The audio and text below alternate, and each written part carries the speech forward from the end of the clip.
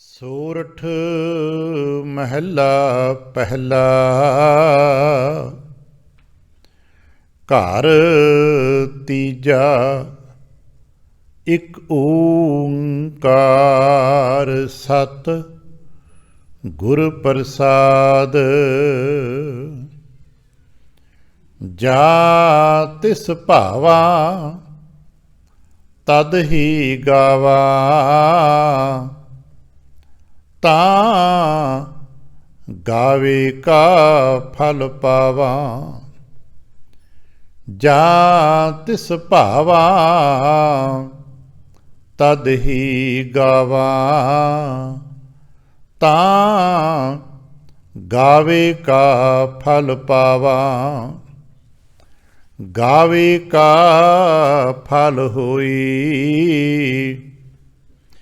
ਜਾਂ ਆਪੇ ਦੇਵੈ ਸੋਈ। ਮਨ ਮੇਰੇ ਗੁਰ ਬਚਨੀ ਨਿਧ ਪਾਈ। ਤਾਂ ਤੇ ਸੱਚ ਮਹਿ ਰਹਿਆ ਸਮਾਈ। ਰਹਾਉ ਗੁਰ ਸਾਖੀ ਅੰਤਰ ਜਾਗੀ। ਤਾਂ ਚੰਚਲ ਮਤ ਤਿਆਗੀ। ਗੁਰ ਸਾਖੀ ਕਾ ਉਜਿਆਰਾ। ਤਾਂ ਮਿਟਿਆ ਸਗਲ ਅੰਧਿਆਰਾ। ਗੁਰ ਚਰਨੀ ਮਨ ਲਾਗਾ। ਤਾਂ ਜਮ ਕਾ ਮਾਰਗ ਭਾਗਾ। ਭੈ ਵਿੱਚ ਨਿਰਭਉ ਪਾਇਆ। ਤਾਂ ਸਹਜੈ ਕੈ ਘਰ ਆਇਆ। ਭਣਤ ਨਾਨਕ ਬੂਝੈ ਕੋ ਵਿਚਾਰੀ। ਇਸ ਜਗ ਮਹਿ ਕਰਨੀ ਸਾਰੀ। ਕਰਨੀ ਕੀਰਤ ਹੋਈ। ਜਾਂ ਆਪੇ ਮਿਲਿਆ ਸੋਈ। ਭਣਤ ਨਾਨਕ ਬੂਝੈ ਕੋ ਵਿਚਾਰੀ। ਇਸ ਜਗ ਮਹਿ ਕਰਨੀ ਸਾਰੀ। ਕਰਨੀ ਕੀਰਤ ਹੋਈ। ਜਾਂ ਆਪੇ ਮਿਲਿਆ ਸੋਈ। ਵਾਹਿਗੁਰੂ ਜੀ ਕਾ ਖਾਲਸਾ, ਵਾਹਿਗੁਰੂ ਜੀ ਕੀ ਫਤਿਹ। ਸਤਿਗੁਰੂ ਪਾਤਸ਼ਾਹ ਸਾਹਿਬ ਜੀ ਦੇ ਪਾਵਨ ਦਰਬਾਰ ਦੀਆਂ ਹਾਜ਼ਰੀਆਂ ਭਰਦਿਆਂ ਗੁਰੂ ਪਾਤਸ਼ਾਹ ਸਾਹਿਬ ਜੀ ਦੇ ਆਪਣੇ ਹੀ ਨਿਜ ਪਾਵਨ ਸਰੂਪ ਸ਼ਬਦ ਨਾਲ ਚਿੱਤ ਲਾ ਕੇ ਜਦ ਆਪ ਸਾਵਧਾਨ ਤੇ ਇਕਾਗਰ ਚੀਤ ਹੋਏ ਜੁੜ ਮਿਲ ਬੈਠੇ ਹੋ, ਪਾਤਸ਼ਾਹ ਗੁਰਦੇਵ ਜੀ ਦੀਆਂ ਬੇਅੰਤ ਮਹਿਰਮਤਾਂ ਤੇ ਵਡਿਆਈਆਂ ਜੋ ਸਤ ਸੰਗਤ ਵਿੱਚ ਸਦਾ ਵਰਤਦੀਆਂ ਨੇ, ਆਪ ਉਹਨਾਂ ਦੇ ਸਾਂਝੀ ਤੇ ਧਾਰਣੀ ਹੋਏ ਹੋ।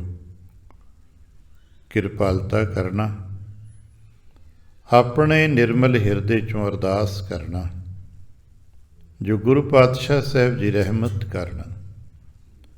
ਪਾਵਨ ਸ਼ਬਦ ਦੀ ਵਿਚਾਰ, ਬੋਲਣ ਦਾ ਤਾਣ ਅਤੇ ਵਿਚਾਰ ਦਾ ਪ੍ਰਵਾਹ ਬਖਸ਼।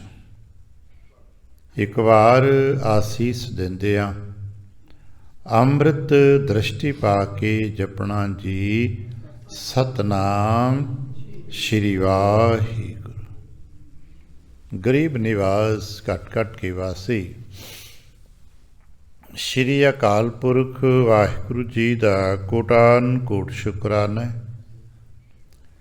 ਜੋ ਸੱਚੇ ਪਾਤਸ਼ਾਹ ਸਾਹਿਬ ਜੀ ਨੇ ਰਹਿਮਤ ਕੀਤੀ। ਸੰਪੂਰਨ ਰਹਿਣ ਆਪਣੇ ਪਿਆਰ ਤੇ ਭਾਣੇ ਵਿੱਚ ਬਤੀਤ ਕਰਾਈ ਹੈ। ਅੰਮ੍ਰਿਤ ਵੇਲੇ ਦੀ ਜਾਗ ਬਖਸ਼ਿਸ਼ ਕੀਤੀ। ਇਸ ਵਕਤ ਆਪਣੇ ਪਾਵਨ ਦਰਬਾਰ ਦੀ ਹਾਜ਼ਰੀ ਭਰਨ ਦਾ ਸੁਭਾਗ ਬਖਸ਼ੇ। ਹਰ ਰੋਜ਼ ਦੀ ਤਰ੍ਹਾਂ ਅੱਜ ਵੀ ਅੰਮ੍ਰਿਤ ਵੇਲੇ ਸੱਚੇ ਸਾਹਿਬ ਦੀ ਬਖਸ਼ਿਸ਼ਾਂ ਦਾ ਦਰ ਖੁੱਲ੍ਹਿਆ।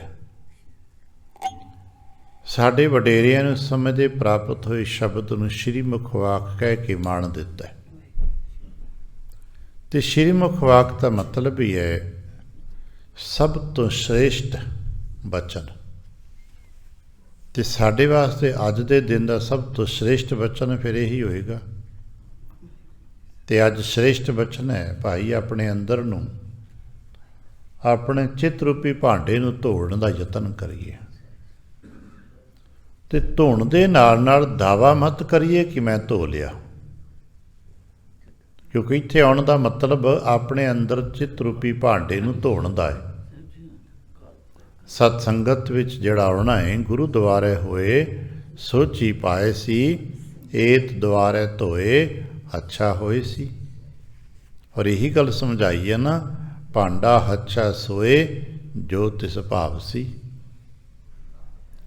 ਅਸੀਂ ਇੱਥੇ ਆਪਣੇ ਅੰਦਰਲੇ ਭਾਂਡੇ ਨੂੰ ਧੋਣ ਲਈ ਆਏ ਹਾਂ। ਗੁਰਦੇਵ ਕਿਰਪਾ ਕਰਨ ਸਾਡਾ ਅੰਦਰ ਸ਼ੁੱਧ ਹੋ ਜਾਏ, ਜਿਸ ਨੂੰ ਸਾਹਿਤਿਕ ਅਤੇ ਉਸ ਭਾਸ਼ਾ 'ਚ ਅੰਤਿਸ਼ਕਰਨ ਕਿਹਾ ਜਾਂਦਾ ਹੈ, ਜਿਸ ਨੂੰ ਅਸੀਂ ਕਦੇ ਕਦੇ ਚਿੱਤ ਵੀ ਕਹਿੰਦੇ ਹਾਂ, ਘੱਟ ਵੀ ਕਹਿੰਦੇ ਹਾਂ।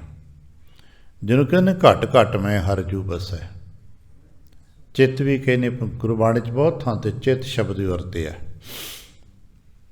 ਸਾਡਾ ਚਿੱਤ ਸ਼ੁੱਧ ਹੋ ਜਾਏ, ਘੱਟ ਨਿਰਮਲ ਹੋ ਜਾਏ। ਉਸ ਨਿਰਮਲ ਘੱਟ ਦੇ ਚਿੱਤ ਵਿੱਚ ਪਰਮ ਵਾਹਿਗੁਰੂ ਜੀ ਕਾ ਪ੍ਰਕਾਸ਼ ਹੋ ਜਾਏ। ਇਹਨਾਂ ਹੀ ਗੱਲਾਂ ਨੂੰ ਜਿਨ੍ਹਾਂ ਦਾ ਹਿਰਦਾ ਨਿਰਮਲ ਹੋ ਗਿਆ, ਚਿੱਤ ਸ਼ੁੱਧ ਹੋ ਗਿਆ, ਸ਼ਬਦ ਕੋਈ ਆਪਾਂ ਵਰਤ ਲਈਏ, ਸਰਲ ਤੌਰ 'ਤੇ ਆਪਾਂ ਵੀ ਕਹਿ ਲੈਂਦੇ ਮਨ ਸਾਫ਼ ਹੋ ਗਿਆ। ਇਹ ਸਰਲ ਜਿਹਾ ਸ਼ਬਦ ਹੈ ਜੋ ਆਮ ਤੌਰ 'ਤੇ ਕਹਿੰਦੇ ਕਿ ਮਨ ਸਾਫ਼ ਹੋ ਗਿਆ।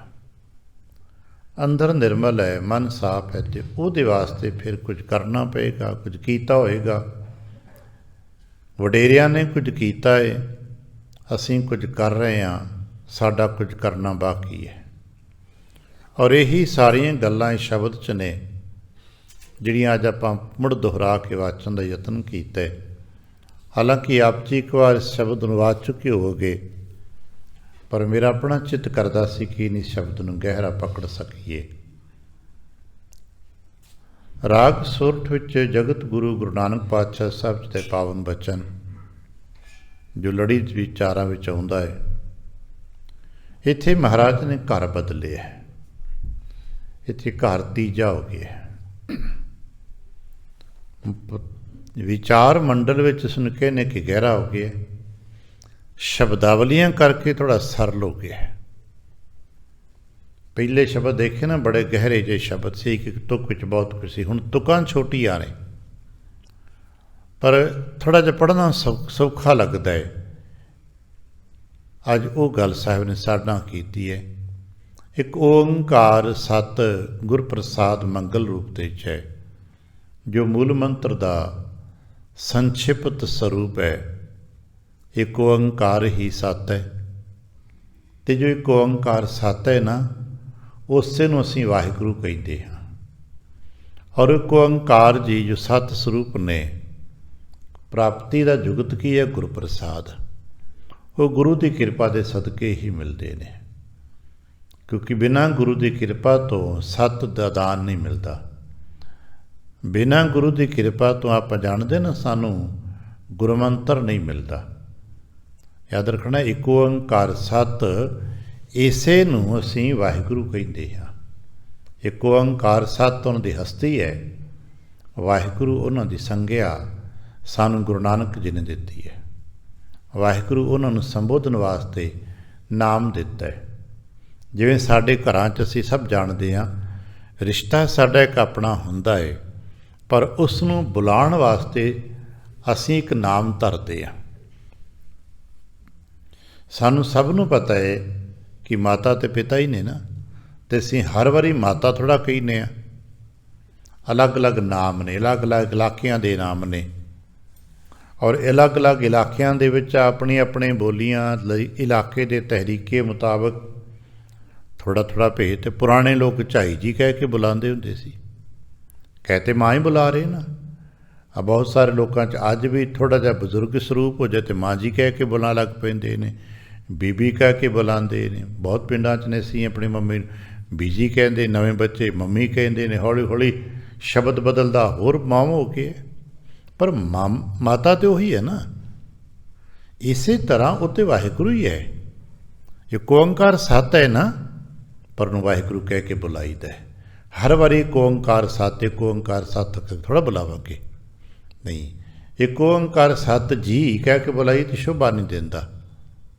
ਜਿਵੇਂ ਕਿਸੇ ਨੂੰ ਸਿੱਧੇ ਤੌਰ 'ਤੇ ਬੁਲਾਈਏ ਤੇ ਸ਼ੋਭਾ ਨਹੀਂ ਦਿੰਦਾ।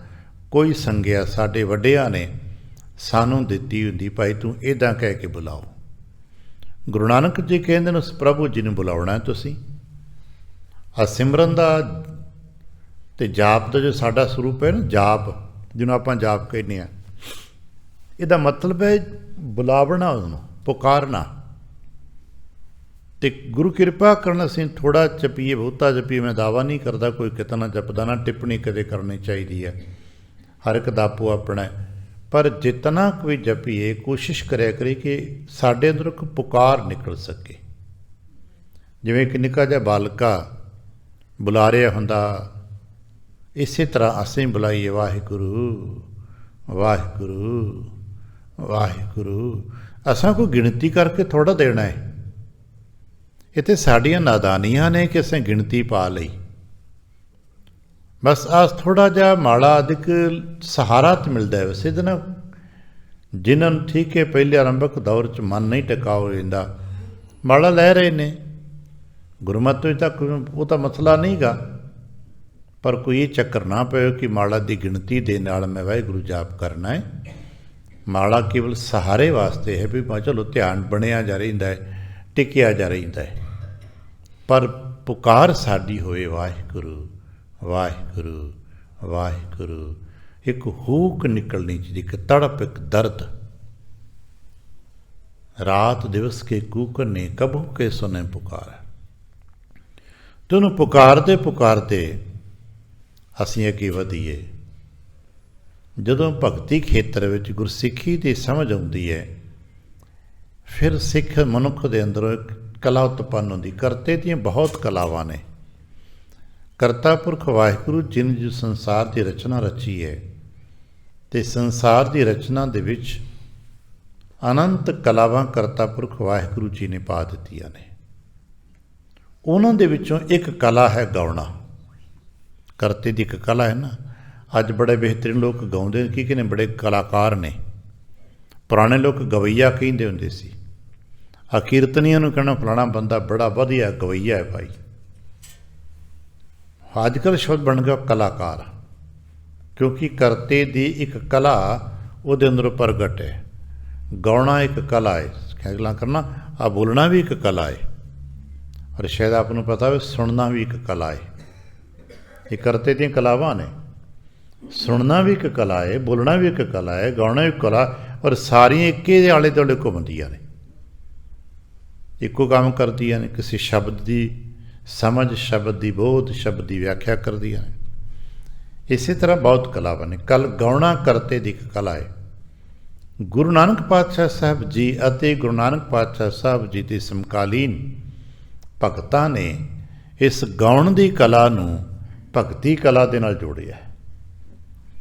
ਇਹਨਾਂ ਤੋਂ ਪਹਿਲਾਂ ਜਿਹੜੇ ਗਾਉਣ ਦੀ ਕਲਾ ਸੀ, ਉਹ ਭਗਤੀ ਦੇ ਨਾਲ ਨਹੀਂ ਸੀ ਜੁੜੀ। ਉਸਤਤ ਨਾਲ ਤਾਂ ਜੁੜੀ ਸੀ, ਕੋਈ ਦੋ ਰਾਏ ਨਹੀਂ। ਪਰ ਉਹ ਉਸਤਤ ਮਨੁੱਖੀ ਮੰਡਲਾਂ ਤੱਕ ਸੀਮਿਤ ਰਹਿ ਗਈ ਸੀ, ਰਾਜੇ ਰਾਣੀਆਂ ਤੱਕ ਸੀ। ਰਾਜੇ ਮਹਾਰਾਜਿਆਂ ਦੇ ਦਰਬਾਰਾਂ 'ਚ ਲੋਕ ਗਾਉਂਦੇ। ਅੱਜ ਨੂੰ ਆਪਾਂ ਹੁਣ ਭੱਟ ਕਹਿੰਦੇ ਹਾਂ, ਇਹਨਾਂ ਨੂੰ ਥੋੜ੍ਹਾ ਜਿਹਾ ਰਾਜਪੂਤਾਂ ਨੇ ਅਤੇ ਹਿੰਦੀ ਭਾਸ਼ਾ 'ਚ ਭਾਟ ਕਹਿੰਦੇ ਨੇ। ਇਹਨਾਂ ਦਾ ਕੰਮ ਹੀ ਗਾਉਣਾ ਵਜਾਉਣਾ ਹੁੰਦਾ ਹੈ। ਰਾਜੇ ਮਹਾਰਾਜਿਆਂ ਦੇ ਘਰ ਖੁਸ਼ੀਆਂ ਦੇ ਵੇਲੇ ਗਾਉਣਾ, ਉਹਨਾਂ ਦਾ ਮਨ ਪਰਚਾਵੇ ਵਾਸਤੇ ਗਾਉਣਾ, ਨਕਲਾਂ ਲਾਉਣੀਆਂ, ਇਹ ਕਾਰਨ ਹੀ ਇਹਨਾਂ ਨੂੰ ਚਾਰਨ ਅਤੇ ਭਾਟ ਕਹਿੰਦੇ ਸਨ। ਬਸ ਫਰਕ ਕਹਿੰਦਾ ਸੀ, ਭਾਟ ਕੇਵਲ ਗਾਉਂਦੇ ਸਨ, ਚਾਰਨ ਹੁੰਦੇ ਸੀ ਜੋ ਮਨ ਪਰਚਾਵੇ ਵਾਸਤੇ, ਔਰ ਨਕਲਾਂ ਵੀ ਕਰ ਲੈਂਦੇ, ਜਿਹਨੂੰ ਅਸੀਂ ਭੰਡ ਕਹਿੰਦੇ ਹੁੰਦੇ ਹਾਂ। ਪਰ ਗੁਰੂ ਨਾਨਕ ਪਾਤਸ਼ਾਹ ਸਾਹਿਬ ਜੀ ਨੇ ਇਸ ਬਖਸ਼ਿਸ਼ ਨੂੰ, ਕਰਤਾ ਪੁਰਖ ਦੀ ਇਸ ਕਲਾ ਨੂੰ ਭਗਤੀ ਵਾਲੇ ਪਾਸੇ ਜੋੜਿਆ। ਔਰ ਜਿਉਂ-ਜਿਉਂ ਅਸੀਂ ਗੁਰੂ ਨਾਨਕ ਪਾਤਸ਼ਾਹ ਸਾਹਿਬ ਜੀ ਤਾਰੀਫਾਂ ਲੱਭਣਾਂਗੇ ਨਾ, ਤੇ ਇਸ ਪਤਾ ਲੱਗੇਗਾ ਜਿਹੜੀ ਕਲਾ ਵੀ ਮਨੁੱਖ ਦੇ ਅੰਦਰ ਪ੍ਰਗਟ ਹੋ ਸਕਦੀ ਹੈ, ਗੁਰੂ ਪਾਤਸ਼ਾਹ ਸਾਹਿਬ ਜੀ ਨੇ ਉਸੇ ਕਲਾ ਨੂੰ ਵਾਹਿਗੁਰੂ ਜੀ ਵੱਲ ਸਮਰਪਿਤ ਕਰਾ ਦਿੱਤਾ। ਅਨੰਤ ਕਲਾਵਾਂ ਨੇ, ਲੋਕ ਉਹਨਾਂ ਕਲਾਵਾਂ ਦੇ ਵਿੱਚ ਵਿਕਰਤ ਵੀ ਨੇ, ਗਲਤਾਨ ਨੇ ਮਾੜੇ ਕੰਮਾਂ ਲਈ, ਪਰ ਗੁਰੂ ਨਾਨਕ ਪਾਤਸ਼ਾਹ ਸਾਹਿਬ ਜੀ ਨੇ ਉਸ ਦਾ ਸਿਰਾ ਵੀ ਉੱਧਰ ਜੋੜ ਦਿੱਤਾ।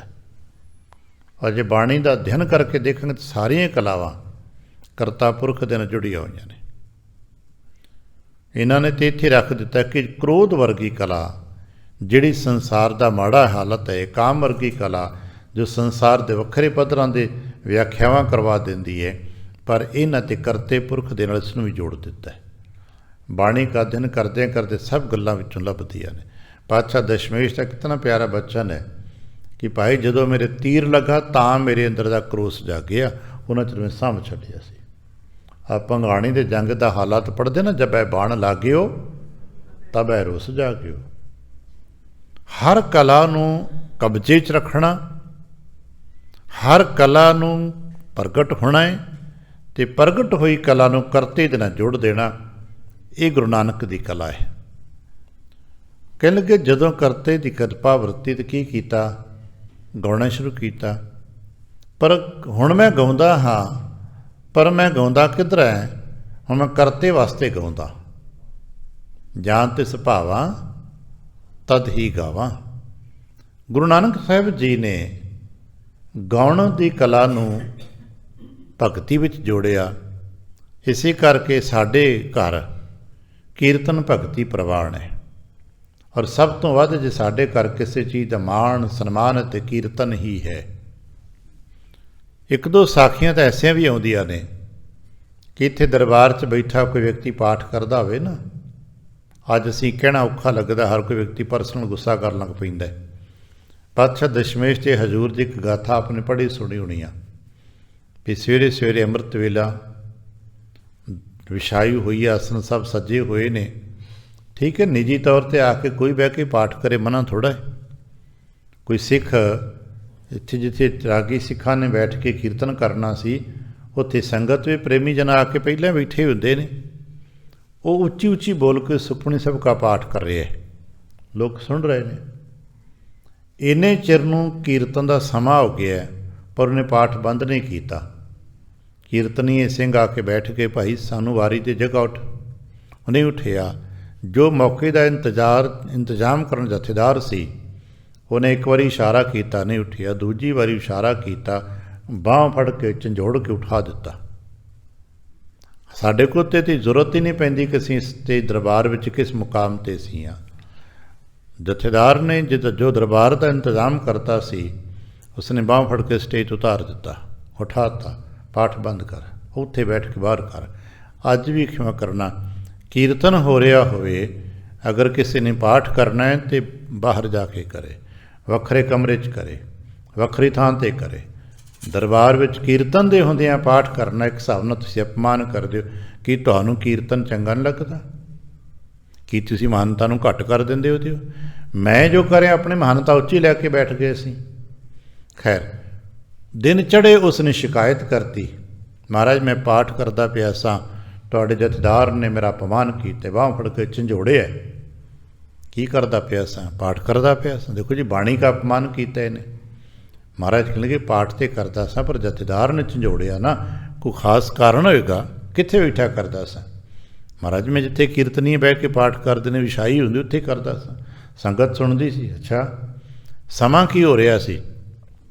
ਸਮਾਂ ਆਸਾ ਕੀ ਵਾਰ ਦਾ ਹੋ ਰਿਹਾ ਸੀ, ਅਤੇ ਕੀਰਤਨੀ ਆ ਚੁੱਕੇ ਸਨ ਆਸਾ ਕੀ ਵਾਰ ਦਾ ਕੀਰਤਨ ਕਰਨ ਲਈ। ਮਹਾਰਾਜ ਕਹਿਣ ਲੱਗੇ ਚੰਗਾ, ਇਹਨੇ ਝੰਜੋੜ ਕੇ ਉਠਾਤਾ, ਮੈਂ ਹੁੰਦਾ ਤਾਂ 2 ਥੱਪੜ ਮਾਰਦਾ ਤੇਰੇ।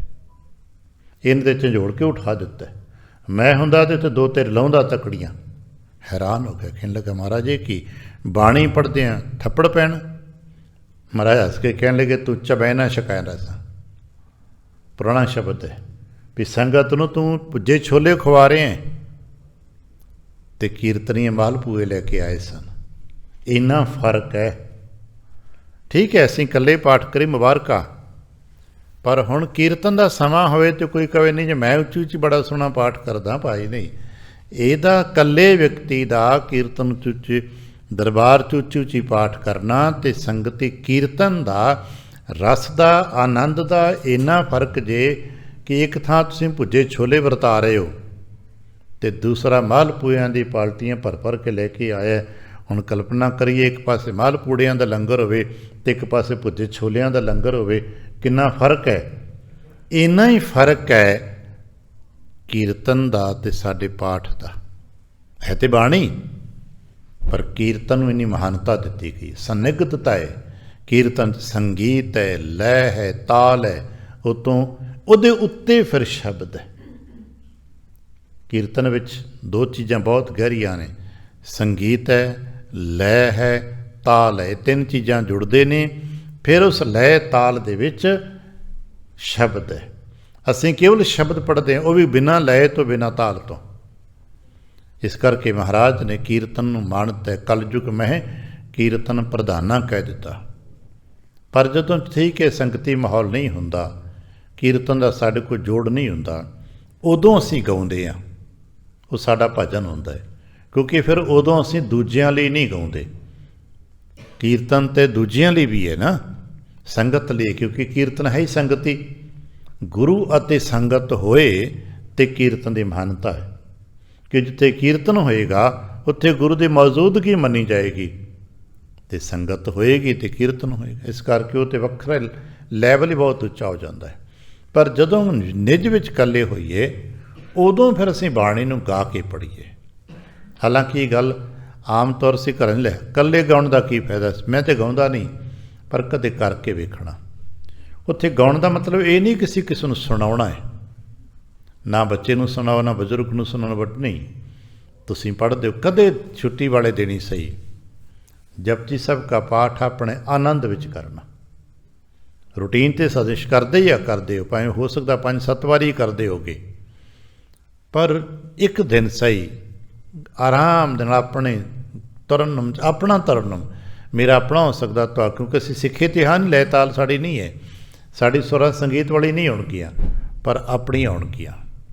ਉਹ ਭਜਨ ਹੈ, ਆਪਣੇ ਆਨੰਦ ਵਿੱਚ ਗਾ ਕੇ ਦੇਖਣਾ, ਉਹਦਾ ਮਜ਼ਾ ਹੀ ਕੁਝ ਹੋਰ ਹੈ। ਚਿੱਤ ਕਰੇਗਾ ਬਾਰ ਬਾਰ ਗਾਵਾਂ, ਬਾਰ ਬਾਰ ਗਾਵਾਂ। ਕਹਿ ਲਗੇ ਗਾਉਂਦੇ ਕੀ ਹੁੰਦਾ, ਕਹਿ ਲਗੇ ਜਾਨ ਤੇ ਸੁਭਾਵਾਂ। ਇਹ ਗਾਉਂ ਕਦੋਂ ਬਣਦਾ ਹੈ? ਆਪਾਂ ਇੱਕ ਦੂਜੇ ਨੂੰ ਕਹਿੰਦੇ ਆ, ਕਿਹਾ ਕਰੀਏ ਇੱਕ ਦੂਜੇ ਨੂੰ, ਚੇਤਾ ਬਣਿਆ ਰਹੇ, ਪਰ ਗਾਉਣ ਦਾ ਇਹ ਕਦੋਂ ਸਬਬ ਬਣੇਗਾ? ਜਦੋਂ ਉਹਨੂੰ ਚੰਗੇ ਲੱਗਾਂਗੇ। ਜਦ ਕਹਿਣਾ ਹੌਲੀ ਹੌਲੀ ਇਸ ਨੂੰ ਚੰਗੇ ਵੀ ਤਾਂ ਲੱਗਣਾ ਹੈ ਨਾ। ਅਸੀਂ ਪਾਠ ਕਰਦੇ ਹਾਂ, ਸਿਮਰਨ ਕਰਨਾ, ਜਾਪ ਕਰਨ, ਜੋ ਕੁਛ ਵੀ ਆਪਾਂ ਕਰਦੇ ਹੋ, ਉੱਠ ਕੇ ਵਾਹਿਗੁਰੂ ਧਿਆਨ ਧਰਦੇ ਹੋ, ਮੂਲ ਮੰਤਰ, ਗੁਰੂ ਮੰਤਰ, ਜੋ ਕੁਛ ਵੀ ਕਰਦੇ ਹੋ, ਅਲਟੀਮੇਟ ਦਾ ਇੱਕੋ ਮਤਲਬ ਹੈ ਕਿ ਗੁਰਦੇਵ ਨੂੰ ਭਾ ਜਾਈਏ। ਗੁਰਦੇਵ ਕਹਿਣ ਵੀ ਹਾਂ ਵੀ ਭਲਾ ਹੈ, ਬਸ ਇਹ ਨਾ ਸਾਡੇ ਵਾਸਤੇ ਬਹੁਤ ਹੈ। ਗੁਰਦੇਵ ਕਹਿਣ ਕਿ ਹਾਂ ਬਈ ਭਲਾ ਹੈ, ਉੱਠ ਕੇ ਵਾਹਿਗੁਰੂ ਵਾਹਿਗੁਰੂ ਜਪਦਾ, ਉੱਠ ਕੇ ਥੋੜ੍ਹਾ ਪਾਠ ਕਰਦਾ, ਭਲਾ ਹੈ। ਅਤੇ ਜੇ ਮਹਾਰਾਜ ਨੂੰ ਚੰਗਾ ਲੱਗ ਗਿਆ ਤਾਂ ਫਿਰ ਮਹਾਰਾਜ ਅਗਲੀ ਜਮਾਤੇ ਨੂੰ ਝਾੜ ਦੇਣਗੇ। ਅਗਲੀ ਜਮਾਤ ਹੈ ਫਿਰ ਇਹ ਮਸਤੀ 'ਚ ਬੈਠ ਕੇ ਗਾਏਗਾ। ਜਿਹੜਾ ਹੁਣ ਅਜੇ ਮਿੰਟਾਂ ਨਾਲ ਗਿਣ ਗਿਣ ਕੇ ਪਾਠ ਕਰਦਾ ਹੈ ਨਾ, ਜਦੋਂ ਤੇ ਅਗਲੀ ਸਟੈਪ ਦੀ, ਜਿਵੇਂ ਪਹਿਲੀ ਜਮਾਤ 'ਚ ਦੂਜੀ ਜਮਾਤ ਚੜ੍ਹੇਗਾ, ਫਿਰ ਇਹ ਗਾਣਾ ਸ਼ੁਰੂ ਕਰ ਦੇਵੇਗਾ, ਫਿਰ ਗੁਣਗੁਣਾਉਣਾ ਸ਼ੁਰੂ ਕਰ ਦੇਗਾ ਤੁਕਾਂ ਨੂੰ। ਹੁਣ ਅਸੀਂ ਬੋਲੀਆਂ ਅਤੇ ਟੱਪੇ ਅਤੇ ਦੁਨੀਆ ਦੇ ਗੀਤ ਗੁਣਗੁਣਾਉਂਦੇ ਹਾਂ, ਸਾਰੇ ਗੁਣਗੁਣਾਉਂਦੇ ਹਾਂ। ਜਦੋਂ ਕਿਸੇ ਮਸਤੀ 'ਚ ਹੋਈਦਾ, ਮੌਜ ਵਿੱਚ ਹੋਈਦਾ, ਅਸੀਂ ਕੋਈ ਨਾ ਕੋਈ ਗੀਤ ਸੁਣਿਆ ਹੁੰਦਾ, ਕੋਈ ਬੋਲ ਗਾਣਾ ਪੰਜਾਬੀ ਹਿੰਦੀ ਦਾ ਗਾਉਂਦੇ ਹਾਂ। ਕਦੇ ਦੇਖਿਆ ਉੱਥੇ ਗੁਰੂ, ਅਸੀਂ ਗਾ ਰਹੇ ਹਾਂ, ਗੁਣਗੁਣਾ ਰਹੇ, ਅਤੇ ਸੁੱਤੇ ਸਿੱਧ ਸਾਡੀ ਰਸਨਾ 'ਤੇ ਗੁਰਬਾਣੀ ਦੀ ਤੁਕ ਹੋਵੇ, ਸਮਝ ਲਓ ਦੂਜਾ ਪੜਾਅ ਤੁਹਾਨੂੰ ਮਿਲ ਗਿਆ, ਜਾਂ ਉਹਨੂੰ ਭਾ ਗਏ ਹੋ। ਹੁਣ ਉਸ ਨੇ ਤੁਹਾਨੂੰ ਸ਼ਬਦ ਦੇ ਦਿੱਤਾ। ਆਪਾਂ ਕਦੇ ਕਹਿੰਦੇ ਸ਼ਬਦ ਦਾ ਦਾਨ ਗੁਰੂ ਸ਼ਬਦ ਦਿੰਦਾ, ਔਰ ਗੁਰੂ ਫੂਕ ਮਾਰ ਕੇ ਨਹੀਂ ਦਿੰਦੇ। ਇਸ ਤਰ੍ਹਾਂ ਜਦੋਂ ਮਾਨਸਿਕ ਅਵਸਥਾ ਉੱਚੀ ਹੁੰਦੀ ਹੈ, ਫਿਰ ਸੁੱਤੇ ਸਿੱਧ ਸ਼ਬਦ ਰਸਨਾ 'ਤੇ ਆ ਜਾਂਦਾ ਹੈ। ਕਦੇ ਕੋਈ ਸਮੱਸਿਆ ਬਣ ਗਈ, ਚਿੰਤਨ 'ਚ ਬੈਠ ਕੇ ਤੁਹਾਨੂੰ ਗੁਰੂ ਸ਼ਬਦ ਚਿੰਤਨ ਆ ਜਾਏਗਾ, ਅਤੇ ਦੇਖਣਾ ਫਿਰ ਉਸ ਸ਼ਬਦ ਵਿੱਚ ਤੁਹਾਡੀ ਸਮੱਸਿਆ ਦਾ ਸਾਡਾ ਸਮਾਧਾਨ ਹੁੰਦਾ ਹੈ। ਕਹਿਣ ਲੱਗੇ ਜਾਨ ਤੇ ਸੁਭਾਵਾਂ, ਜਦੋਂ ਉਸ ਨੂੰ ਚੰਗਾ ਲੱਗੇ ਫਿਰ ਕੀ ਕਰੇਗਾ? ਕਹਿਣ ਲੱਗੇ ਤਾਂ ਗਾਵਾਂ, ਤਦ ਹੀ ਗਾਵਾਂ। ਇਹ ਗਾਇਆ ਉਦੋਂ ਹੀ ਜਾਂਦਾ ਏ ਜਦੋਂ ਉਸ ਨੂੰ ਚੰਗੇ ਲੱਗ ਜਾਈਦਾ। ਇਸ ਕਰਕੇ ਪਹਿਲਾਂ ਜੋ ਕੁਝ ਵੀ ਆਪਾਂ ਕਰਨਾ ਹੈ, ਉਹਦਾ ਕੇਵਲ ਇੰਨਾ ਹੀ ਕੰਮ ਹੈ ਕਿ ਅਸੀਂ ਉਹਨੂੰ ਚੰਗੇ ਲੱਗ ਜਾਈਏ। ਇੱਥੇ ਆ ਕੇ ਬੈਠੇ ਹਾਂ, ਮਹਾਰਾਜ ਕਹਿਣਾ ਹਾਂ ਵੀ ਭਲੇ ਨੇ ਮੇਰੇ ਭਲੇ ਸਿੱਖ ਨੇ, ਆ ਕੇ ਸਵੇਰੇ ਬੈਠੇ ਤੇ ਸਹਿਗੇ ਨਾ। ਠੀਕ ਹੈ, ਬਹੁਤ ਗਿਆਨੀ ਨਹੀਂ ਗੇ, ਪੜ੍ਹਨਾ ਲਿਖਣਾ ਨਹੀਂ ਹੁੰਦਾ, ਹੋਵਾਂਗੇ ਆਪ ਜੀ ਹਾਈਲੀ ਕੁਆਲੀਫਾਈਡ ਹੋਵੋਗੇ, ਡਿਗਰੀਆਂ ਵੱਡੀਆਂ ਹੋਣਗੀਆਂ, ਉਹ ਦੁਨੀਆਵੀ ਨੇ, ਪਰ ਸਾਡੇ ਸਤਿਗੁਰ ਦੇ ਸਾਹਮਣੇ ਸਾਨੂੰ ਸਮਝ ਆ ਜਾਏ ਸਾਨੂੰ ਕੁਝ ਨਹੀਂ ਜੇ ਹੁੰਦਾ। ਪਰ ਬਹਿ ਗਏ ਆ ਕੇ, ਸਮਝ ਲਓ ਸਤਿਗੁਰ ਕਹਿਣ ਭਲੇ, ਜਿਵੇਂ ਬੱਚੇ ਆ ਕੇ ਬਹਿ ਜਾਂਦੇ ਨੇ ਵਕਤ 'ਤੇ, ਉਹਨੂੰ ਫੱਟੀ 'ਤੇ ਲਿਖਣਾ ਕੁਝ ਨਹੀਂ ਹੁੰਦਾ। ਮਹਾਰਾਜ ਗੁਰੂ ਕਹਿੰਦਾ, ਉਸਤਾਦ ਕਹਿੰਦਾ ਚੰਗਾ ਬੱਚਾ ਆ ਕੇ ਬਹਿ ਗਿਆ, ਲੈ ਸਿਖਾ ਦਿਆਂ। ਫਿਰ ਮਹਾਰਾਜ ਦੂਜੀ ਬਖਸ਼ਿਸ਼ ਦਿੰਦੇ ਨੇ, ਤਦ ਹੀ ਗਾਵਾਂ ਜਾਨ ਤੇ ਸੁਭਾਵਾਂ, ਤਦ ਹੀ ਗਾਵਾਂ। ਜਦੋਂ ਗਾਉਣ ਲੱਗ ਪਿਆ ਫਿਰ ਅਗਲਾ ਪੜਾਅ ਮਿਲੇਗਾ ਨਾ, ਐਸਾ ਤਾਂ ਹੈ ਨਹੀਂ ਕਰਾਂ ਮਿਲੇ, ਕਿਉਂਕਿ ਗੁਰੂ ਤਾਂ ਲੈ ਜਾਂਦੇ ਉਤਾਂ ਲੈ, ਤਾਂ ਕਿ ਜਦੋਂ ਗਾਉਣ ਲੱਗ ਪਏ ਤਾਂ ਕੀ ਮਿਲੇਗਾ, ਤਾਂ ਗਾਵੇ ਕਾ ਫਲ ਪਾਵਾਂ। ਆ ਨਿੱਕੇ ਨਿੱਕੇ ਬੱਚਿਆਂ ਨੂੰ ਕਹਿੰਦੇ ਨਾ, ਬੱਚਾ ਜੀ ਮੂਲ ਮੰਤਰ ਸੁਣਾ, ਗੁਰੂ ਮੰਤਰ ਸੁਣਾ, ਸ਼ਬਦ ਸੁਣਾ, ਬੱਚਾ ਸੁਣਾਉਣ ਲੱਗ ਪੈਂਦਾ, ਕਿਉਂਕਿ ਅਸੀਂ ਫਿਰ ਉਸਨੂੰ ਕੁਛ ਨਾ ਕੁਛ ਇਨਾਮ ਦਿੰਦੇ ਹਾਂ। ਔਰ ਸਿਆਣਪ ਹੈ ਕਿ ਬੱਚੇ ਨੂੰ ਕੁਝ ਨਾ ਕੁਝ ਇਨਾਮ ਦਾ ਲਾਲਚ ਦੇ ਕੇ ਸ਼ਬਦ ਸੁਣਾ ਰਹੇ ਨੇ। ਬੱਚਾ ਗਾ ਰਿਹਾ ਆਪਣੇ ਵੱਲੋਂ। ਆ ਨਿੱਕੇ ਨਿੱਕੇ ਬੱਚੇ ਸਕੂਲ 'ਚ ਬੱਚੇ ਪੋਇਮ ਸੁਣਾ ਕਰਦੇ ਹੋ ਨਾ, ਸਭ ਘਰਾਂ 'ਚ ਹੁੰਦਾ ਹੈ, ਨਿੱਕੇ ਨਿੱਕੇ ਬੱਚਿਆਂ ਨੂੰ ਖੜਾ ਕਰਕੇ ਸੁਣ ਰਹੇ ਆ। ਪਰ ਫਿਰ ਬੱਚੇ ਦੇ ਮਨ 'ਚ ਨਾ ਕਿ ਮੈਂ ਪੋਇਮ ਸੁਣਾਈ ਹੈ, ਮੈਂ ਸ਼ਬਦ, ਮੈਨੂੰ ਕੁਛ ਤਾਂ ਮਿਲੇਗਾ ਨਾ, ਸ਼ਾਬਾਸ਼ ਮਿਲੇਗੀ, ਤਾੜੀ ਵਜਾਣਗੇ, ਹੈਪੀ ਕਹਿਣਗੇ, ਟੌਫੀ ਦੇਣਗੇ, ਕੁਛ ਤੇ ਦੇਣਗੇ ਨਾ। ਹਾਂਜੀ ਦੇਣਗੇ, ਮਾਪੇ ਦਿੰਦੇ ਨੇ, ਸਿਆਣੇ ਮਾਪੇ ਦਿੰਦੇ ਨੇ।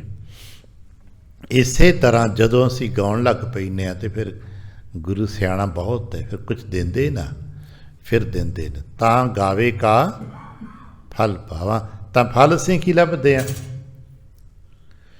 ਸਾਡੇ ਫਲ ਤੇ ਚਲੋ ਸਾਡੇ ਆਪਣੇ ਨਿੱਜੀ ਲੋੜਾਂ ਨੇ, ਮਹਾਰਾਜ ਮੇਰੀ ਆਹ ਲੋੜ ਪੂਰੀ ਹੋ ਜਾਏ, ਧੀਆਂ ਦੀ ਪੁੱਤਰਾਂ ਦੀ ਭੈਣ ਨੇ, ਸਾਡੀ ਲੋੜਾਂ ਨੇ ਭਾਈ ਘਰ ਦੀਆਂ, ਜੋ ਰੋਜ਼ਾਨਾ ਆਪਾਂ ਸ਼ਾਮ ਨੂੰ ਬੈਠੇ ਕਹਿ ਰਹੇ ਹਾਂ, ਮਹਾਰਾਜ ਆਟਾ ਦਾਲ ਚਾਵਲ ਚਾਹੀਦਾ ਹੈ, ਬਿਸਤਰਾ ਮੰਜਾ ਘਰ ਚਾਹੀਦਾ ਹੈ, ਇਹ ਲੋੜਾਂ ਨੇ ਸਾਡੀਆਂ ਪਰਿਵਾਰਕ। ਮਹਾਰਾਜ ਕੇ ਤਾਂ ਗਾਵੇ ਕਾ ਫਲ ਪਾਵਾਂ, ਫਿਰ ਗਾਵੇ ਕਾ ਫਲ ਹੋਈ। ਗਾਵਣ ਦਾ ਵੀ ਫਲ ਹੁੰਦਾ ਹੈ ਨਾ, ਕੀ ਫਲ ਮਿਲੇਗਾ? ਕਹਿਣ ਲੱਗੇ ਗਾਵਣ ਦਾ ਮਜ਼ਾ ਪਤਾ ਕੀ ਹੈ? ਜਾਂ ਆਪੇ ਦੇਵੇ ਸੋਈ, ਫਿਰ ਮੰਗਣਾ ਨਾ ਪਵੇ, ਮੰਗਣਾ ਮੁੱਕ ਜਾਂਦਾ ਬਸ। ਫਲ ਕੀ ਗਾਵੇ ਕਾ? ਇੱਕ ਤਾਂ ਅਸੀਂ ਮੰਗ ਰਹੇ ਹਾਂ, ਮਜ਼ਾ ਤਾਂ ਫਿਰ ਉਦੋਂ ਹੈ ਨਾ ਜਦੋਂ ਮੰਗਣ ਦੀ ਲੋੜ ਹੀ ਨਾ ਪਏ, ਅਗਲਾ ਆਪੇ ਲੈ ਵੀ ਤੇਰੀ ਲੋੜ ਆਪ ਲੈ ਜਾ। ਚਾਹੀਦਾ ਹੀ ਇਹ ਹੈ ਕਿ ਮਿਹਨਤ ਕਰੇ ਅਤੇ ਮਿਹਨਤ ਕਰਕੇ ਉਹਨੂੰ ਮੰਗਣਾ ਨਾ ਪਵੇ। ਆ ਸਿਆਣਿਆਂ ਲੋਕਾਂ 'ਚ ਵੇਖਿਆ, ਮਜ਼ਦੂਰ ਨੇ ਦਿਹਾੜੀ ਕੀਤੀ ਹੈ, ਅੱਜ ਉਹਦਾ ਪਸੀਨਾ ਨਹੀਂ ਸੁੱਕਿਆ, ਉਹਦਾ ਇਨਾਮ ਲੈ ਭਾਈ, ਅਜੇ ਉਹਨੂੰ ਮੰਗਿਆ ਨਹੀਂ ਹੈ, ਮੰਗਣ ਤੋਂ ਪਹਿਲਾਂ ਉਹਦੀ ਦਿਹਾੜੀ ਦੇ ਨੂੰ, ਅਤੇ ਜੇ ਉਹਨੂੰ ਮੰਗਣਾ ਪਿਆ ਤਾਂ ਫਿਰ ਸਮਝੋ ਅਪਮਾਨ ਹੈ।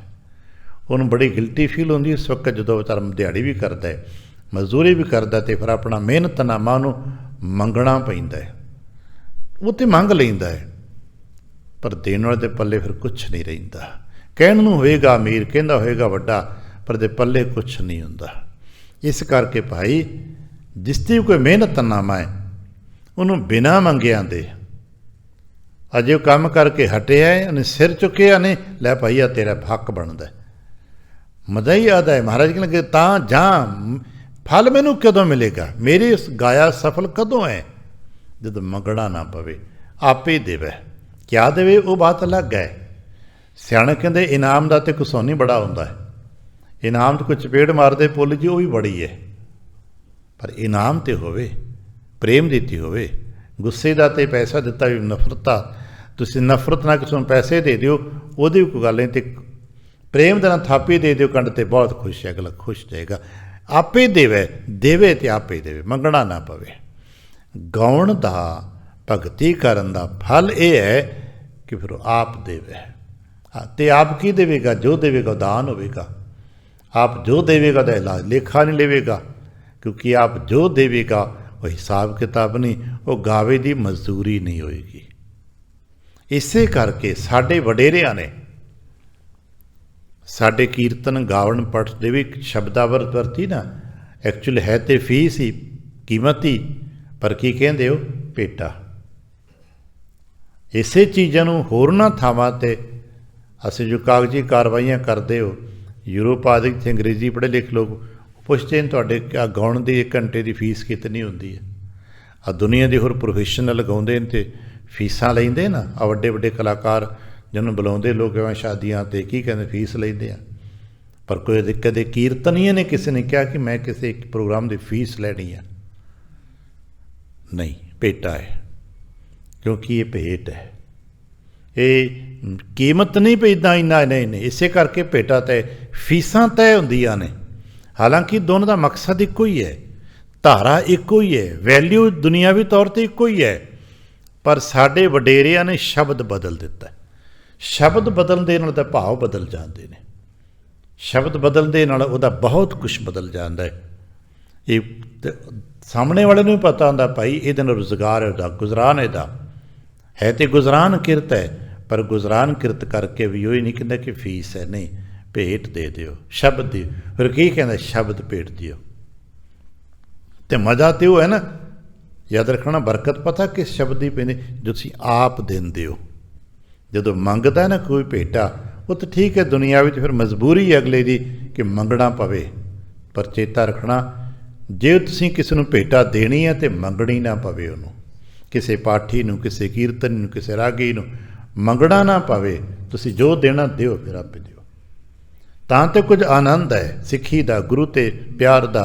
ਨਹੀਂ ਤਾਂ ਫਿਰ ਮਜ਼ਦੂਰੀ ਤਾਂ ਹਰ ਕੋਈ ਕਰ ਲੈਂਦਾ, ਕਿਤੇ ਵੀ ਕਰ ਲੈਂਦਾ। ਇੱਥੇ ਵੇਖੀਦਾ ਕਈ ਵਾਰ ਪਾਠ ਸੁਖਣੇ ਕਰਾ ਕੇ ਭੇਟਾ ਘਰ ਮੰਗਣ ਜਾਣਾ ਪੈਂਦਾ। ਕਰਾਉਂਦੇ ਹੋ ਨਾ ਇੱਦਾਂ? ਭੇਟਾ ਘਰ ਸੇਵਾਦਾਰ ਮੰਗਣ ਜਾ ਰਿਹਾ, ਭਾਈ ਭੇਟਾ ਦੇ ਦਿਓ। ਨਹੀਂ, ਕੋਈ ਮਜ਼ਾ ਨਹੀਂ, ਕੋਈ ਆਨੰਦ ਨਹੀਂ। ਸਿੱਖੀ ਵਾਲੀ, ਸਿਦਕ ਵਾਲੀ ਅਤੇ ਪਿਆਰ ਵਾਲੀ ਕੋਈ ਗੱਲ ਥੋੜ੍ਹਾ ਹੈ। ਮਜ਼ਾ ਤਾਂ ਕਿ ਪਾਠ ਦਾ ਭੋਗ ਪਿਆ ਅਤੇ ਭੇਟਾ ਤਿਆਰ, ਲਓ ਜੀ ਜੋ ਦੇਣਾ ਤਿਲ ਹੈ ਕਿ ਫੁੱਲ ਹੈ। ਆਪੇ ਦੇਵੇ ਸੋਈ, ਮਜ਼ਾ ਤਾਂ ਉਹ ਹੈ ਕਿ ਆਪ ਦੇਵੇ। ਫਿਰ ਇਸ ਕਰਕੇ ਮੈਂ ਕੀ ਕਰਾਂ? ਕਹਿ ਲੱਗੇ, ਮਨ ਮੇਰੇ ਗੁਰਬਚਨ ਹੀ ਨਿਧ ਪਾਈ। ਮੇਰੇ ਮਨਾ, ਮੇਰੇ ਗੁਰੂ ਕੇ ਬਚਨਾਂ 'ਚ ਬੜੀ ਤਾਕਤ ਹੈ। ਮੇਰੇ ਗੁਰੂ ਕੇ ਬਚਨਾਂ 'ਚ ਬੜੀ ਕੀਮਤ ਮਿਲੀ। ਕੀ ਮਿਲਿਆ? ਖਜ਼ਾਨਾ ਹੀ ਮਿਲ ਗਿਆ। ਨਿਧ ਕਹਿੰਦੇ ਖਜ਼ਾਨੇ ਨੂੰ। ਜਿਉਂ ਗਾਉਣਾ ਸ਼ੁਰੂ ਕੀਤਾ ਹੈ ਅਤੇ ਇਸ ਸ਼ਬਦ ਦੇ ਵਿੱਚ ਜੋ ਗਾਉਣਾ ਸ਼ੁਰੂ ਕੀਤਾ ਉਹਦੇ ਵਿੱਚ ਬਹੁਤ ਕੁਝ ਹੈ। ਸ਼ਾਇਦ ਇਸੇ ਗੱਲ ਨੂੰ ਅੱਗੇ ਜਾ ਕੇ ਥਾਂ ਜ਼ਿਕਰ ਵੀ ਕੀਤਾ ਹੈ, ਪਿਓ ਦਾਦੇ ਕਾ ਖੋਲ ਡਿੱਠਾ ਖਜ਼ਾਨਾ। ਹੋਰ ਕੋਈ ਭੰਡਾਰ ਥੋੜ੍ਹਾ ਖੋਲ੍ਹ ਕੇ ਦੇਖਿਆ, ਨਹੀਂ। ਗੁਰਬਾਣੀ ਦੇ ਖਜ਼ਾਨੇ ਜਿਉਂ-ਜਿਉਂ ਪੜ੍ਹਿਆ, ਜਿਉਂ-ਜਿਉਂ ਗਾਵਿਆ। ਅਸੀਂ ਸੋਚਦੇ ਕਿ ਸ਼ਾਇਦ ਜਿਵੇਂ ਪ੍ਰਕਾਸ਼ ਕਰਦੇ ਗੁਰੂ ਗ੍ਰੰਥ ਖੋਲ੍ਹਿਆ, ਨਹੀਂ। ਜਦੋਂ ਕੋਈ ਇੱਕ ਸ਼ਬਦ ਪੜ੍ਹਿਆ, ਹੌਲੀ ਹੌਲੀ ਪੜ੍ਹਦੇ ਪੜ੍ਹਦੇ ਪੜ੍ਹਦੇ ਇੱਕ ਹੀ ਸ਼ਬਦ ਨੂੰ 1000 ਵਾਰ ਪੜ੍ਹੋ, ਗਹਿਰੇ ਉਤਰਦੇ ਜਾਵਾਂਗੇ। ਔਰ ਇਹੀ ਗੁਰੂ ਸ਼ਬਦ ਦਾ ਅਤੇ ਸੰਸਾਰ ਦੇ ਤੁਕਬੰਦੀ ਕਵਿਤਾਵਾਂ 'ਚ ਭੇਤ ਹੈ। ਆਪ ਸਾਰੇ ਜਾਣਦੇ ਹਾਂ। ਅਸੀਂ ਸ਼ਬਦ ਨੂੰ ਜਿੰਨੀ ਵਾਰ ਮਰਜ਼ੀ ਪੜ੍ਹ ਲਈਏ, ਜਿੰਨੀ ਵਾਰ ਮਰਜ਼ੀ ਸੁਣ ਲਈਏ, ਜੇ ਟਿਕਾਊ ਬਣ ਗਿਆ ਤਾਂ ਰਸ ਬਣਦਾ ਜਾਏਗਾ, ਸਗੋਂ ਨਾ ਗਹਿਰਾ ਹੁੰਦਾ ਜਾਏਗਾ। ਅਤੇ ਕਵਿਤਾ 1 ਵਾਰ 2 ਵਾਰ ਬਸ ਬੋਰੀਅਤ ਹੋ ਜਾਏਗੀ, ਰਸ ਮੁੱਕੇਗਾ। ਉਹਦਾ ਪਹਿਲੀ ਵਾਰ ਰਸ ਬਹੁਤਾ ਹੈ, ਹੌਲੀ ਹੌਲੀ ਰਸ ਘਟੇਗਾ। ਜਿਉਂ-ਜਿਉਂ ਯਾਦ ਹੋ ਜਾਏਗੀ ਤਿਉਂ-ਤਿਉਂ ਰਸ ਘਟ ਜਾਏਗਾ। ਪਰ ਸ਼ਬਦ ਜਿਉਂ-ਜਿਉਂ ਯਾਦ ਹੁੰਦਾ ਜਾਏਗਾ, ਕੀਰਤਨੀਏ ਦੇ ਨਾਲ ਪੜ੍ਹਨ ਦਾ ਰਸ ਵੱਧਦਾ ਚਲਾ ਜਾਏਗਾ। ਕਹਿਣ ਲੱਗੇ, ਮੇਰੇ ਮਨ ਮੇਰੇ ਗੁਰਬਚਨ ਨਿਤ ਪਾਈ। ਅੱਛਾ, ਖਜ਼ਾਨਾ ਮਿਲ ਗਿਆ ਤੈਨੂੰ? ਹਾਂ। ਹੁਣ ਕੀ ਕਰਦੇ ਹੋ? ਤਾਂ ਤੇ ਇਸ ਕਰਕੇ, ਕਿਉਂਕਿ ਗੁਰੂ ਸ਼ਬਦ ਦਾ ਜੋ ਖਜ਼ਾਨਾ ਮਿਲਿਆ ਨਾ, ਉਸ ਖਜ਼ਾਨੇ ਦੀ ਬਰਕਤ ਦੇ ਸਦਕੇ ਤਾਂ ਤੇ ਸੱਚ ਮਹਿ ਰਿਹਾ ਸਮਾਈ। ਤਾਂ ਮੇਰਾ ਮਨ ਸੱਚ ਵਿੱਚ ਟਿਕਿਆ, ਨਹੀਂ ਤੇ ਟਿਕਦਾ ਕਿੱਥੇ ਸਾਡਾ ਮਨ। ਠੀਕ, ਅਸੀਂ ਆਪਣੇ ਮਨ ਦੀ ਗੱਲ ਨਹੀਂ ਕਰ ਪਾ ਰਹੇ ਨਾ। ਇੱਥੇ ਗੁਰੂ ਸਾਹਿਬ ਜੀ ਕਿਤੇ ਬਹੁਤ ਉੱਚ ਅਵਸਥਾ ਦੱਸ ਰਹੇ ਕਿ ਜਦੋਂ ਕੋਈ ਗਾਉਣ ਲੱਗ ਪੈਂਦਾ ਹੈ, ਉਹਨੂੰ ਗਾਵੇ ਦਾ ਫਲ ਮਿਲਦਾ ਹੈ। ਗੁਰੂ ਕਰਤਾ ਰਹਿਮਤ ਕਰਕੇ ਦਿੰਦੇ ਨੇ, ਉਹਨੂੰ ਬਖਸ਼ਿਸ਼ ਵਰਦੀ ਤੇ ਦਾ ਮਨ ਟਿਕ ਜਾਂਦਾ ਹੈ। ਇਹ ਗੁਰਮੁਖ ਦਾ ਤਜਰਬਾ ਹੋ ਸਕਦਾ ਹੈ। ਅਸੀਂ ਇਸ ਰਾਹ 'ਤੇ ਤੁਰਦੇ ਹਾਂ ਕਿ ਸਾਨੂੰ ਇਹ ਬਖਸ਼ਿਸ਼ ਮਿਲੇ। ਅਸੀਂ ਵੀ ਇੱਕ ਦਿਨ ਕਹੀਏ ਕਿ ਭਾਈ ਹੁਣ ਤੇ ਮਨ ਟਿਕ ਗਿਆ ਹੈ। ਇੱਕ ਤਾਂ ਪਿਆਰੋ ਬਚਨ ਨਾ, ਅਬ ਮੋਹੇ ਨਾਚਨੋ ਨਾ ਆਵੈ, ਮੇਰਾ ਮਨ ਮੰਦਰੀਆ ਨਾ ਬਜਾਵੈ। ਮੈਨੂੰ ਨੱਚਣਾ ਹੀ ਭੁੱਲ ਗਿਆ। ਹੁਣ ਤੱਕ ਮੇਰਾ ਮਨ ਮਾਇਆ ਦੀ ਥਾਪ 'ਤੇ, ਮਾਇਆ ਦੀ ਮੰਦਰ ਵਜਾ ਕੇ ਟਪਲੀ 'ਚ ਨੱਚਦਾ ਸੀ, ਪਰ ਹੁਣ ਨਹੀਂ। ਹੁਣ ਭੁੱਲ ਗਿਆ ਸਭ ਕੁਛ, ਮਨ ਟਿਕ ਗਿਆ। ਚਲ ਗਏ ਤਾਂ ਤੇ ਸੱਚ ਮਹਿ ਰਿਹਾ ਸਮਾਈ। ਕਿੱਦਾਂ ਹੋ ਗਿਆ ਇਹ ਸਭ ਕੁਛ ਤੈਨੂੰ ਕਿੱਦਾਂ ਮਿਲ ਗਿਆ? ਕਹਿਣ ਲੱਗੇ ਗੁਰਸਾਖੀ ਸ਼ਬਦ ਜਦੋਂ ਹੌਲੀ ਹੌਲੀ ਗਾਵਾਂਗੇ ਨਾ ਤੇ ਇਹਦੇ ਵਿੱਚੋਂ ਇੱਕ ਸਿੱਖਿਆ ਮਿਲੇਗੀ। ਇੱਕ ਬੇਨਤੀ ਕਰਾਂ, ਆਮ ਤੌਰ 'ਤੇ ਅੱਜ ਸਹੂਲਤ ਹੈ ਸਾਨੂੰ ਕਿ ਅਸੀਂ ਅੱਖਰੀ ਅਰਥ ਪੜ੍ਹ ਰਹੇ ਹਾਂ, ਹਰ ਡਿਵਾਈਸ ਵਿੱਚ ਨੇ, ਅਸੀਂ ਪਾਠ ਕਰਦੇ, ਕਥਾ ਕਰਦੇ, ਸੁਣਦੇ, ਨਾਲ ਜੇ ਆਪ ਦੇਖ ਰਹੇ ਹੋ ਨਾ, ਨਾਲ ਡਿਵਾਈਸ ਖੋਲ੍ਹੇ ਨੇ, ਪੜ੍ਹਦੇ ਹੋ, ਪਰ ਹਰ ਵਕਤ ਤੇ ਮੌਜੂਦ ਨਹੀਂ ਹੁੰਦਾ ਨਾ। ਅੱਜ ਤੋਂ 10-20-30 ਸਾਲ ਪਹਿਲਾਂ ਤੇ ਮੌਜੂਦ ਨਹੀਂ ਸੀ ਨਾ, ਪਰ ਕੀ ਉਦੋਂ ਲੋਕਾਂ ਨੂੰ ਵਿਚਾਰ ਨਹੀਂ ਸੀ? ਸ਼ਾਇਦ ਸਾਡੇ ਤੋਂ ਜ਼ਿਆਦਾ ਨਿਰਮਲ ਸੀ ਵਿਚਾਰ ਉਹਨਾਂ ਦੇ। ਜਦੋਂ 30 ਸਾਲ 40 ਸਾਲ ਪਹਿਲਾਂ ਹੋਰ ਜਦੋਂ ਬਾਣੀ ਦੀ ਇੰਨੀ ਗਹਿਰਾਈ ਨਹੀਂ ਸੀ, ਅਸੀਂ ਤਾਂ ਪਾਠ ਨਹੀਂ ਸੀ ਕਰਦੇ, ਪਰ ਜਿਤਨਾ ਬਜ਼ੁਰਗ ਪਾਠ ਕਰਦੇ ਸੀ ਸ਼ਾਇਦ ਉਤਨਾ ਜ਼ਿਆਦਾ ਗਹਿਰੇ ਪਾਠ ਕਰਦੇ। ਪਤਾ ਕਿਉਂ? ਉਹਨਾਂ ਦਾ ਧਿਆਨ ਬੜਾ ਗਹਿਰਾ ਹੁੰਦਾ ਸੀ, ਇੱਕ ਇੱਕ ਸ਼ਬਦ ਨੂੰ ਕਈ ਵਾਰ ਪੜ੍ਹ ਲੈਂਦੇ ਸੀ। ਜੇ ਆਪਣੇ ਘਰਾਂ ਦਾ ਇੱਕ ਦੇਖੋ ਤਾਂ ਚੇਤਾ ਜੇ ਪੁਰਾਣੇ ਬਜ਼ੁਰਗਾਂ ਦੀ, ਜੇ ਆਪਣੇ ਘਰ ਦੇ ਕੋਈ ਦਰਸ਼ਨ ਹੋ ਜਾਏ ਦੇਖਾਂਗੇ ਉਹ ਬਹੁਤ ਲੰਮੇਰੀਆਂ ਬਾਣੀਆਂ ਨਹੀਂ ਸੀ ਪੜ੍ਹਦੇ, ਇੱਕ ਸ਼ਬਦ ਦੋ ਸ਼ਬਦ ਹੀ ਰਹਿ ਨੇ, ਉਹਨਾਂ ਨੂੰ ਇੰਨਾ ਬਾਰ-ਬਾਰ ਪੜ੍ਹਦੇ ਕਿ ਉਹਦੇ ਵਿੱਚੋਂ ਕੁਛ ਮਿਲਣ ਲੱਗ ਪੈਂਦਾ। ਅੱਜ ਵੀ ਸਿਆਣੇ ਮੰਨਦੇ ਨੇ, ਜਦੋਂ ਕੋਈ ਇੱਕ ਸ਼ਬਦ ਆਪਾਂ ਪੜ੍ਹਦੇ ਹਾਂ, ਕੋਈ ਸ਼ਬਦ ਸੁਣਦੇ ਹਾਂ, ਚਲੋ ਹੁਣ ਸਹੂਲਤ ਹੈ ਆਪਾਂ ਨੂੰ ਆਖਰੀ ਅਰਥ ਦੀ, ਜਿਹਨੂੰ ਆਪਾਂ ਟੀਕਾਕਾਰੀ ਕਹਿੰਦੇ ਹਾਂ, ਟੀਕਾਕਾਰੀ ਆਖਰੀ ਅਰਥ ਪੜ੍ਹ ਲਏ, ਆਖਰੀ ਸਮਝ ਆ ਗਈ। ਪਰ ਜਦੋਂ ਆਖਰੀ ਅਰਥ ਟੀਕਾਕਾਰ ਪੜ੍ਹਨ ਤੋਂ ਬਾਅਦ ਵਿੱਚ ਉਸ ਨੂੰ ਵਜਦ ਵਿੱਚ ਪੜ੍ਹੋਗੇ ਨਾ, ਪੜ੍ਹਦਿਆਂ ਮਨ ਵਿੱਚ ਇੱਕ ਖਿਆਲ ਤੁਰੇਗਾ। ਗੁਰੂ ਸਾਹਿਬ ਕੀ ਕਹਿ ਰਹੇ ਨੇ? ਹੋ ਸਕਦਾ ਉਹ ਜੋ ਖਿਆਲ ਅੰਦਰ ਤੁਰੇਗਾ ਨਾ, ਉਹ ਇਸ ਲਿਖੇ ਹੋਏ ਅਰਥਾਂ ਤੋਂ ਅਲੱਗ ਹੋਏਗਾ, ਕਿਉਂਕਿ ਲਿਖੇ ਹੋਏ ਅਰਥਾਂ ਦੇ ਲਿਖਣ ਹਾਰੇ ਦੀ ਵੀ ਇੱਕ ਮਜਬੂਰੀ ਹੈ, ਕਿਉਂਕਿ ਕਰਤੇ ਨੇ ਜਿਤਨਾ ਕੁ ਉਹਨੂੰ ਦਿੱਤਾ ਉਤਨੇ ਲਿਖ ਪਾਇਆ ਨਾ ਉਹ। ਇਸੇ ਕਰਕੇ ਲਿਖਣ ਹਾਰਿਆਂ 'ਚ ਭੇਤ ਹੈ, ਗੁਰਬਾਣੀ 'ਚ ਕੋਈ ਭੇਤ ਨਹੀਂ। ਪਰ ਪ੍ਰੋਫੈਸਰ ਸਾਹਿਬ ਸਿੰਘ ਸਾਹਿਬ ਜੀ ਦਾ ਅਤੇ ਭਾਈ ਸਾਹਿਬ ਵੀਰ ਸਿੰਘ ਜੀ ਦੇ ਅਰਥਾਂ ਦਾ ਭੇਤ ਹੈ। ਪਿਛਲੀਆਂ ਹੋਰ ਜੇ ਟੀਕੇ ਸਨ ਉਹਨਾਂ ਦਾ ਹੋਰ ਭੇਤ ਹੈ, ਉਹਨਾਂ ਤੋਂ ਪਿੱਛੇ ਫਰੀਦਕੋਟੀਆਂ ਚਲੇ ਜੀ ਹੋਰ ਭੇਤ ਹੈ। ਸਭ ਤੋਂ ਨਵੇਂ ਜਿਹੜੇ ਲਿਖੇ ਜਾ ਰਹੇ ਨੇ ਅੱਜ ਪ੍ਰਚਲਿਤ ਗਿਆਨੀ ਹਰਬੰਸ ਸਿੰਘ ਜੀ ਪਟਿਆਲੇ ਵਾਲਿਆਂ ਦਾ, ਉਹਨਾਂ ਦਾ ਹੋਰ ਭੇਤ ਹੈ। ਉਹਨਾਂ ਤੋਂ ਬਾਅਦ ਪ੍ਰਿੰਸੀਪਲ ਸਤਵੀਰ ਸਿੰਘ ਜੀ ਨੇ ਬਰਾਬਰ ਕੀਤਾ, ਉਹਦਾ ਭੇਤ ਹੈ। ਹੁਣ ਜਿਹੜੇ ਵੀਰ ਸਤਵੀਰ ਸਿੰਘ ਸਾਹਿਬ ਜੀ ਕੇ ਬਾਕੀ ਜੋ ਰਹਿ ਗਿਆ ਸੀ ਉਹਨੂੰ ਕਰ ਰਹੇ, ਉਹਨਾਂ ਦਾ ਕੁਝ ਹੋਰ ਭੇਤ ਹੈ, ਕਿਉਂਕਿ ਉਹ ਤਾਂ ਗਿਆਨ ਹੈ ਨਾ, ਜੋ ਮੈਨੂੰ ਮਿਲਿਆ ਤੁਹਾਨੂੰ ਅਲੱਗ ਮਿਲਿਆ। ਪਰ ਜਦੋਂ ਕੋਈ ਜੀ ਸ਼ਬਦ ਨੂੰ ਪ੍ਰੇਮ ਨਾਲ ਪਾਵੰਦਾ ਹੈ, ਸ਼ਬਦ ਨੂੰ ਪ੍ਰੇਮ ਨਾਲ ਪਾ ਕੇ ਪੜ੍ਹਦਾ ਹੈ, ਤਾਂ ਫਿਰ ਉਸ ਨੂੰ ਇੱਕ ਵਿਚਾਰ ਮਿਲਦਾ ਹੈ। ਉਹ ਹੁੰਦਾ ਵਿਚਾਰ, ਕਹਿੰਦੇ ਨਾ ਗੁਰੂ ਕਾ ਵਿਚਾਰ, ਉਹ ਵਿਚਾਰ ਹੁੰਦਾ, ਅਰਥ ਨਹੀਂ ਹੁੰਦਾ। ਕਈ ਵਾਰੀ ਅਰਥਾਂ ਤੋਂ ਵਿਚਾਰ ਹਮੇਸ਼ਾ ਅੱਗੇ ਚਲਾ ਜਾਂਦਾ ਹੈ। ਅੱਗੇ ਜਾ ਕੇ ਗੌੜੀ ਵਿੱਚ ਤੇ ਕਿਤੇ ਜਾਵਾਂਗੇ ਆਪਾਂ ਨੂੰ ਉਲਟਾਂ ਵਾਸੀਆਂ ਮਿਲਣਗੀਆਂ। ਇੱਕ ਬੇਨਤੀ ਕਰ, ਉਲਟਵਾਸੀਆਂ ਬਾਬਾ ਕਬੀਰ ਸਾਹਿਬ ਜੀ ਦੀਆਂ ਨੇ। ਉਲਟਵਾਸੀ ਦਾ ਮਤਲਬ ਹੁੰਦਾ ਹੈ ਕਿ ਸ਼ਬਦ ਆਖਰੀ ਅਰਥ ਉਹਦਾ ਕੋਈ ਹੋਰ ਹੀ ਬਣਦਾ ਹੈ, ਪਰ ਵਿਚਾਰ ਉਹਦਾ ਕੋਈ ਹੋਰ ਹੈ। ਔਰ ਜਦੋਂ ਉਹਨਾਂ ਸ਼ਬਦਾਂ ਨੂੰ ਪੜ੍ਹਾਂਗੇ ਨਾ 2 4 10 ਔਰ ਉਲਟਵਾਸੀਆਂ ਨੂੰ, ਤੇ ਸਾਡੇ ਅੰਦਰ ਇੱਕ ਵਿਚਾਰ ਚੱਲੇਗੀ, ਇਹ ਕਹਿਣਾ ਚਾਹ ਰਹੇ ਨੇ ਗੁਰਦੇਵ। ਹੁਣ ਉਲਟਵਾਸੀ ਦਾ ਇੱਕ ਸਰੂਪ ਹੈ, ਪਹਿਰ ਚੋਲਨਾ ਗਧਾ ਨਾਚੈ, ਚੋਲਾ ਪਾ ਕੇ ਗਧਾ ਨੱਚ ਰਿਹਾ। ਆਖਰੀ ਅਰਥਾਂ ਦੇ ਕਿਤੇ ਢੁਕਦਾ ਹੀ ਨਹੀਂ, ਕਿਉਂਕਿ ਕੋਈ ਗਧਾ ਚੋਲਾ ਪਾਉਂਦਾ ਹੀ ਨਹੀਂ ਤੇ ਨੱਚਦਾ ਹੀ ਨਹੀਂ।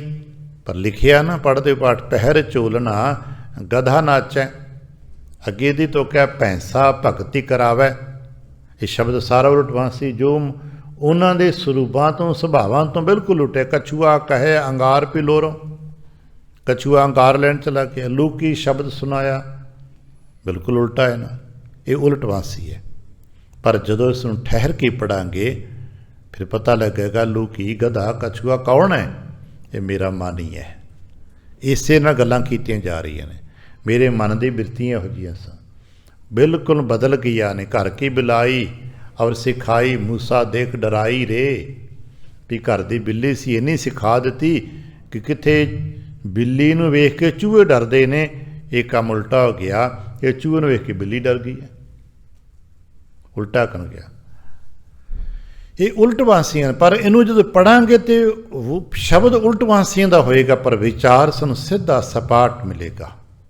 ਉਹ ਵਿਚਾਰ ਮਿਲਦਾ। ਕਹਿਣ ਲੱਗੇ ਗੁਰਸਾਖੀ ਹੁੰਦੀ ਉਹ ਗੁਰੂ ਕੀ ਸਿੱਖਿਆ ਹੈ, ਜੋ ਵਿਚਾਰ ਮਾਰੈ ਤਰੈ ਤਾਰੈ ਤੇ ਨਤੀਜਾ ਕੀ ਫਿਰ ਉਲਟ ਜੋ ਨਾ ਆਵੇ। गुर साखी। उस गुर साखी दे सदके हुंदा की है, जदों वो गुर शब्द की सिक्ख्या अंदर टिकदी है। असीं लोग साखी ते किसी कहानी नूं साखी कहने ना, भी देखो जी फलाणे जी ने साखी सुनाई, असीं जिस कहानी नूं साखी से कहने आ। गुरु की सिक्ख्या जदों अंदर टिकदी है तो उस गुर साखी का की हुंदी है? गुर साखी अंतर जागी, तां अंदर दी चेतना जागदी है। जिन्होंने महाराज कहते हैं जागो जागो सुत्यो, चलिया बन जाओ, जाग उठती है। एक बड़ा प्यारा बचन है, साडा सुता होया मन जो तीसरे लैवल ते सुता पिया है, किदां जागेगा? असी कोशिश करते हैं जागे, नहीं सानूं पता ही लगता कि जिसते सुता नानका जगाए सोई। ये मन जिस तो विछड़ के सौ गया है, उसे दे सदके जागेगा। वो जुगत की है? सिमर सिमर गुर सतगुर अपना। याद कर करके अपने सतगुरु नूं याद कर। सिमर सिमर गुर सतगुर अपना, सोया मन जागाई। मन नूं जगाण दी जुगत ते पुकारना किनू है? मन नूं ते आपां पुकारना नहीं, मन का तो पता नाम ही अपने को रखिया ना, मन नूं किदां पुकारोगे? जगाण वास्ते पुकारना की? वाहिगुरू वाहिगुरू। पुकारना वाहिगुरू शब्द है, पुकारना वाहिगुरू जी नूं है। हुण वाहिगुरू जी नूं थोड़ा जागना है, वो तो चेतन है। इस पुकारने साडे अंदर दा जो तीसरा लेयर हुंदा, जिन्हों चेतन उपचेतन ते अवचेतन कहंदे ने। जो अवचेतन हुंदा है वो जागदा है, ते जदों जागदा है ना, फिर पहले दो मन इकट्ठे होंदे, तीन मनां दे तीन स्वरूप हुंदे ने। पहला मन दूजे ने कहंदा, बड़ा प्यारा बचन कदे पाठ करना, मम्मा मन स्यों काज है, मन साधे सिद्ध होए। मन नूं साध लिया, सिद्धि मिल, सफलता मिल गई। हुण मन आपस की कहंदे ने, मन ही मन स्यों कहे कबीरा। मन एक मन जो चेतन है, साडे उपचेतन नाल गल करदे। जे आपां कहंदे मना ते कम ही हुण बल समझ ही आ जाई, मना पढ़दे ते बड़ी विरसे पर समझ ही आ जाई। मन ही मन स्यों कहे कबीरा, मन सा मिलिया ना कोई। अज सुता पिया सी, ये जाग पिया, ये वर्गा तो आपां नूं कदे मिलिया ही नहीं। वो जागदा है, गुर साखी अंतर जागी। जदों वो जागृत होंदी चेतना, तां बाहरले पहले मन की जो चेतन मन है, तां चंचल मत त्यागी, तां इहदी चंचलता चली जाती है। जिन्ना चिर उहदी चेतना गहरे तीसरे लेयर की नहीं जागती, उतले की चंचलता नहीं जाएगी। इत्थे बैठा चंचल बनेगा, पाठ करदा चंचल होएगा, कथा करदा तो सुनदा चंचलता च रहेगा, पर जदों जाग जाएगा तीसरा, इसकी चंचलता मुक जाएगी। अपना समझना होवे, मन की जो चंचलता खत्म हो रही है, समझ लो अंदरों जाग आ रही है। तो जे चंचलता वध रही है तो गहरी नींद चले, तां चंचल मत त्यागी। फिर सतगुर साखी काव जियारा, गुरु की सिक्ख्या का चानना होया, तां मिटिया सगल अंधियारा। जो मन का अंधकार सी वो मिट जाते। गुरुदेव कृपा करन। अगली गल्लां फिर आपां कल बैठ के बचांगे। भुल चुक दी खिमा, आसीस ते प्यार देने फतेह बुलावना जी। वाहिगुरू जी का खालसा, वाहिगुरू।